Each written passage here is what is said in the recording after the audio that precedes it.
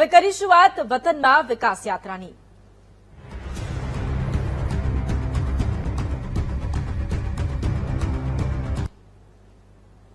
PM મોદીના કાર્યક્રમને લઈને અમદાવાદ શહેર પોલીસનું જાહેરનામું। આવતીકાલે પીએમ મોદીના કાર્યક્રમને લઈને કેટલાક માર્ગો બંધ રહેશે।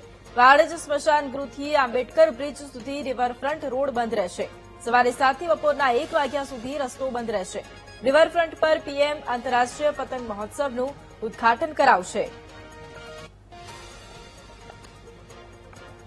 વડાપ્રધાન નરેન્દ્ર મોદી ગુજરાતના પ્રવાસે છે અને અમદાવાદમાં આવતીકાલે એટલે કે 12 તારીખના રોજ ઇન્ટરનેશનલ કાઇટ ફેસ્ટિવલનું ઉદઘાટન કરશે। મહત્વની વાત કરવામાં આવે તો ચીફ ગેસ્ટ તરીકે અહીંયા જે ફેડરિક મર્ઝ કરીને પણ અહીંયા તેમની સાથે જોડાશે। જર્મનીના વાઇસ ચાન્સેલર છે, તેઓ પણ ઇન્ટરનેશનલ કાઇટ ફેસ્ટિવલમાં હાજરી આપશે। ત્યારે સલામતીના ભાગરૂપે વીવીઆઈપી મુવમેન્ટના કારણે અમદાવાદ શહેર ટ્રાફિક પોલીસ દ્વારા રિવરફ્રન્ટનો જે રસ્તો છે તે રસ્તાની વાત કરવામાં આવે તો વાડજ સ્મશાન ગૃહ કટથી પશ્ચિમ રિવરફ્રન્ટના રોડ આંબેડકર બ્રિજ સુધી બંને તરફનો રોડ વાહન વ્યવહાર માટે અવરજવર કરવા માટે બંધ કરી દેવામાં આવશે। સવારે 7 વાગ્યાથી આ રોડ બંધ કરી દેવામાં આવશે। સવારના 7 વાગ્યાથી લઈને બપોરના 1 વાગ્યા આસપાસ આ રોડ સંપૂર્ણ રીતે બંધ રાખવામાં આવશે વીવીઆઈપી મુવમેન્ટના કારણે કોઈ પણ અડચણ ના થાય। આ ઉપરાંત સલામતીના ભાગરૂપે આ રોડ બંધ કરવાની